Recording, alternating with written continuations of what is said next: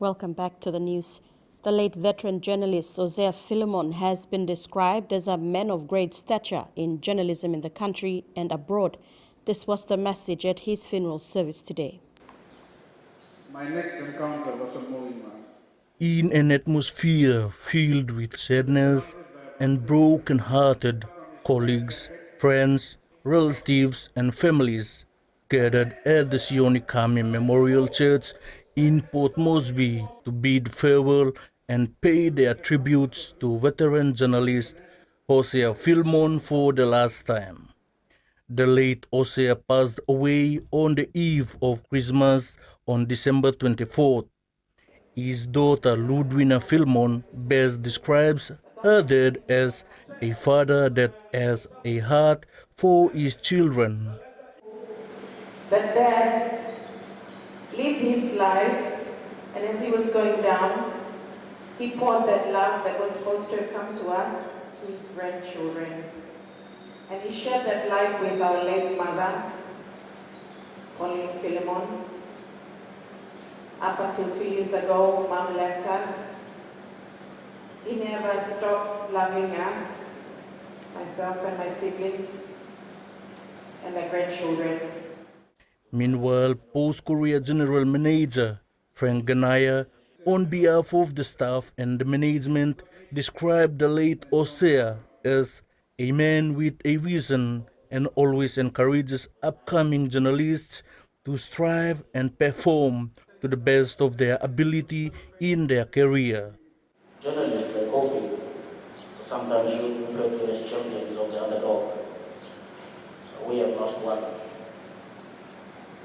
But like soldiers, they never die. They will fall but will get up, dust off themselves, and burst into run again. Prime Minister Peter O'Neill also released a statement paying tribute to the late Hosea Philemon, describing him as a man who understood the politics of our nation and maintained neutrality in his coverage. The body of the late Hosea will be repatriated to Ley, Morobe Province tomorrow. Freddie Mo, TV1 News. Chief Secretary to Government Ambassador Isaac Lupari recently assured members of the diplomatic community, who are also representatives of the 20 APEC economies, that infrastructure development for APEC 2018 has been budgeted for since 2013. The Chief Secretary said infrastructure development has been a part of government's key priorities and therefore has been budgeted for by the government. Lupari said for 2017 the government has budgeted 250 million kina for APEC 2018. He further added that if there was a need for additional funding, the government will find a way to source the funding needed.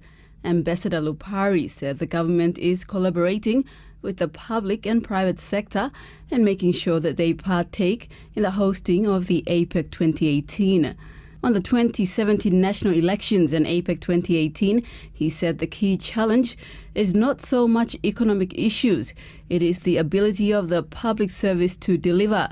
The Chief Secretary said the public service continues to be the major obstacle to implementing and delivering government priorities and programs. He urged public servants to reflect on their performance in 2016 to ensure there is attitude change in 2017. Meredith Kusa, TV1 News.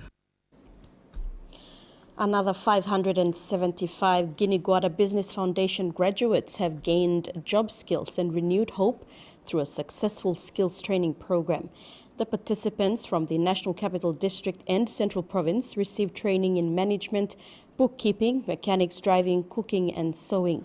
The Australian government supports Guinea-Guada Business Foundation through its development partnership with Papua New Guinea. Guinea-Guada Business Foundation has helped more than 11,000 people build a better future since it was established in 2001 by taking its mobile learning centres into some of Port Moresby's toughest areas and giving young people a second chance. A large proportion of Guinea-Guada graduates go on to take up short-term work placements with industry partners, while some are selected to pursue further skills training. Manus Acting Provincial Police Commander Senior Inspector David Yapu has raised concerns about the behavior of refugees in the province. This comes after police reported 3 refugees who have been arrested and charged over the New Year celebration for unlawful assault and disorderly behavior while under the influence of alcohol.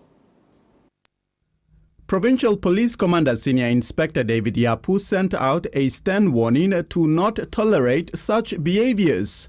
The acting PPC said refugees should abide by the laws of the country.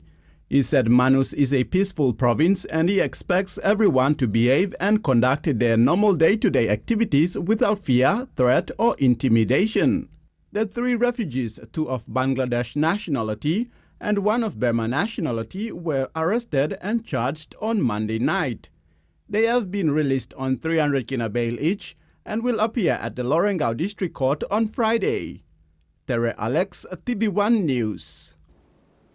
Manus MP Ronnie Knight has slammed a report by Refugee Coalition in Sydney on the portrayal of 2 Iranian asylum seekers as being victims on New Year's Eve. According to the report, the 2 refugees were outside of the Refugee Processing Centre in a settlement at Lorengau to join the New Year celebrations. Knight said the fellows that were arrested are persons of interest in an alleged drug ring on site. Their actions were harassing women and blocking traffic and acting very violent. He said he was stopped by the public who were about to retaliate but stopped them and called the police. Police advised immigration and 2 officers went to try and take them back to Lombrum. The officers were allegedly assaulted. Knight said police came in and a constable was punched to the ground. Police fought with them before enacting arrest. They were locked up and faced several charges, including possession of drugs. With the 2 being out on bail, Knight says any local on such charges would not be allowed bail for these offences, stating there seems to be 2 laws in Manus, one for locals and one for expats. During a Christmas search, weapons, drugs and homebrew were found in the Refugee Processing Centre. Meredith Kusa, TV1 News. And who says busy miners can't indulge in some New Year fun? Miners at the Wafi Golpu project in Morbe province welcomed the New Year with the yearly tradition, the mud game, with locals from neighbouring village Venembeli. On the morning of January 1st, more than 20 youths, women and children from Venembeli joined employees at the camp's car park to rub mud on the employees. WGJV Project Operations Manager Shane Richards and his team took on the challenge. Mr. Richards said it's been the tradition every year and builds on the good relationship with surrounding communities. TV1 News continues after the break with news from overseas. Stay tuned.